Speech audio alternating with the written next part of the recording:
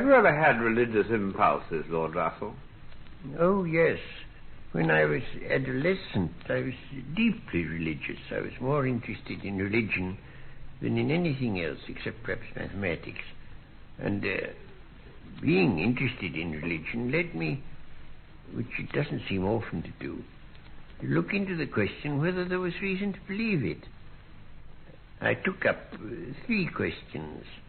It seemed to me that God and immortality and free will were the 3 most essential questions. And I examined these one by one in the reverse order, beginning with free will. And gradually I came to the conclusion that there was no reason to believe any of these. And that I thought I was going to be very disappointed, but oddly enough I wasn't. But how did you come to convince yourself there was no reason to believe in any of these 3 things? Well, over free will, I think the argument was not a valid one, and I don't any longer think it was at all conclusive, but I thought that because I thought that all the motions of matter are determined by the laws of dynamics, and the motion of a man's lips when he speaks must be so determined so that he can have no control over what he's going to say. I don't think that was a valid argument, but that convinced me at that time.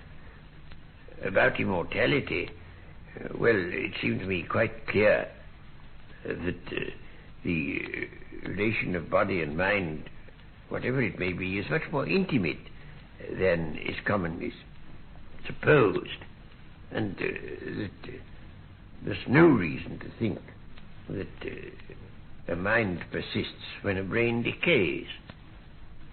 And as for God, well, there are a great many arguments that have been advanced in favor of the existence of God, and one and all I thought and still think that they're invalid, and that nobody would have accepted such arguments if they hadn't wanted to believe the conclusion. Do you think that it is certain that there is no such thing as God, or simply that it is not proven? I don't think it is certain that there is no such thing. No, I think that it is on exactly the same level as the Olympic gods or the Norwegian gods. They also may exist, the gods of Olympus and the gods of Valhalla. I can't prove they don't, but I think the Christian God has no more likelihood than they have. I think they're a bare possibility. Do you think that religion is good or harmful in its effects?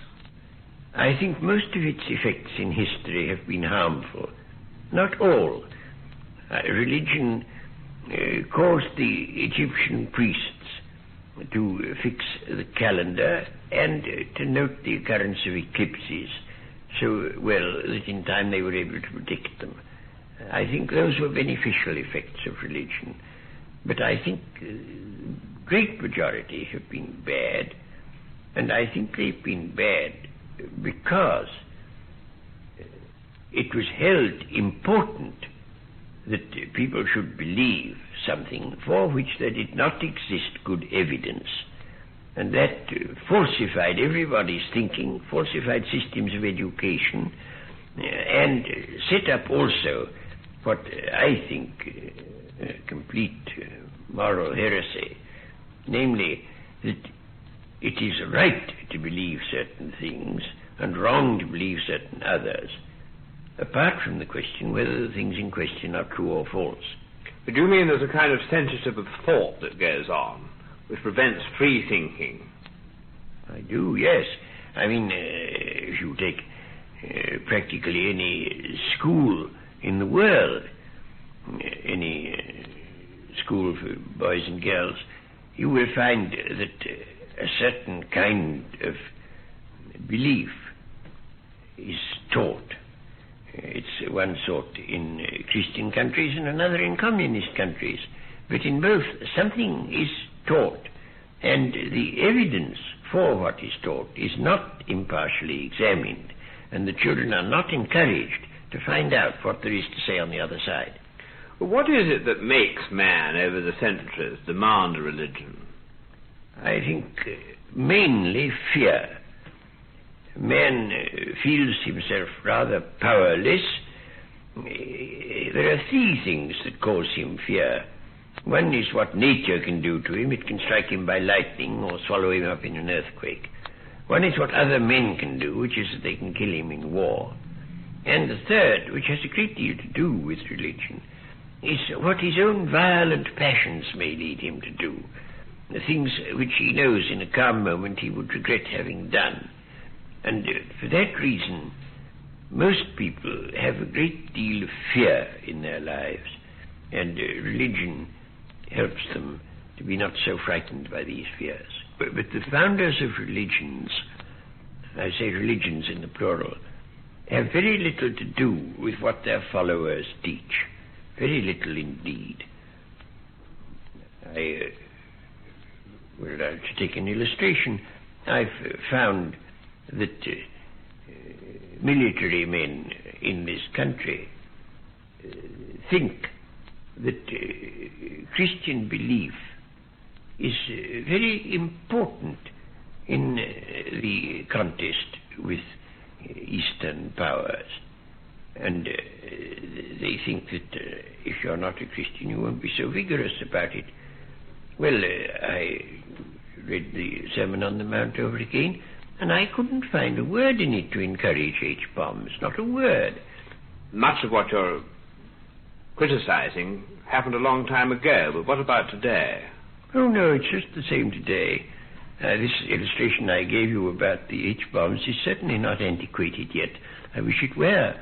And I think that at this present day, religion, as embodied in the churches, in the main discourages honest thinking and gives importance to things that are not very important. Its sense of importance seems to me quite wrong. Now, when the Roman Empire was falling, the fathers of the church didn't bother much with the fall of the Roman Empire. What they bothered with was how to preserve virginity. That was what they thought important. Well, now... What did they do about that, sir? Well, they exhorted people and didn't bother about seeing that the armies held the frontiers or anything like that, or that the taxation system was reformed. They were occupied in founding monasteries and nunneries and so forth, and thought that far more important than preserving the empire. Well, so in the present day, when the human race is falling, I find that eminent divines think that it's much more important to prevent artificial insemination than it is to prevent the kind of world war that will exterminate the whole lot of us. And that seems to me to show a lack of sense of proportion.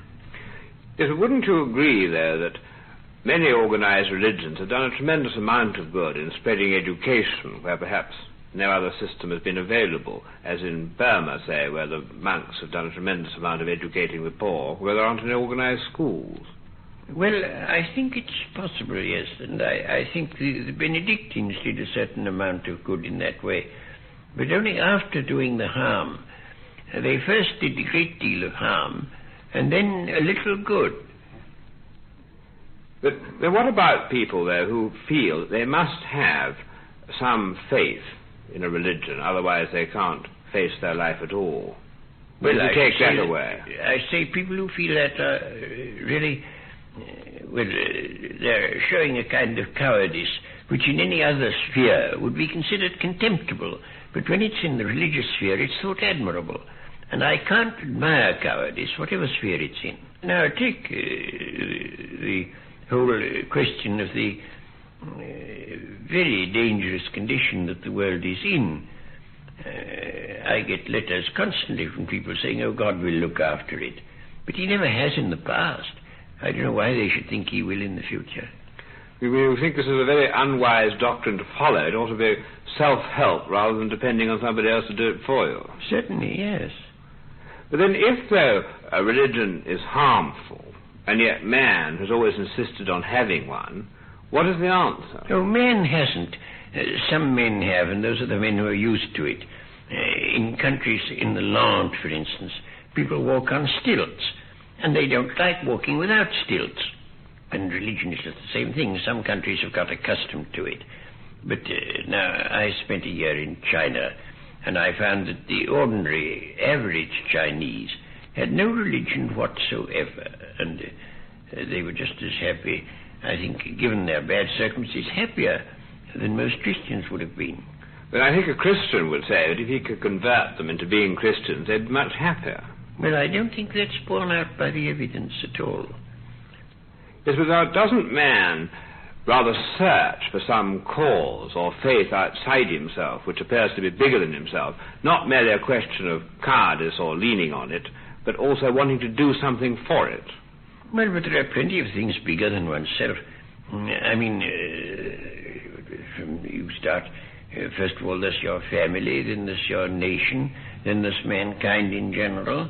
And those are all bigger than oneself and are quite sufficient to occupy any genuine feelings of benevolence that a man may have. Do you think that organized religion is going to go on having the same grip on mankind? I think it depends entirely upon whether people solve their social problems or not.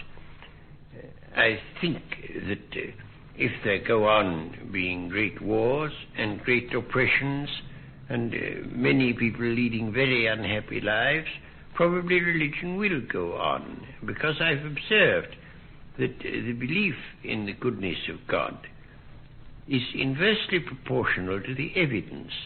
When there's no evidence for it at all, people believe it, and when things are going well and you might believe it, they don't. So I think that if people solve their social problems, religion will die out. But on the other hand, if they don't, I don't think it will. Now you can get illustrations of that in the past.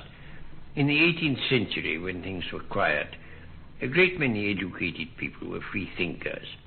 Well, then came the French Revolution, and certainly English aristocrats came to the conclusion that free thought led to the guillotine, and so they dropped it, and they all became deeply religious, and you got Victorianism.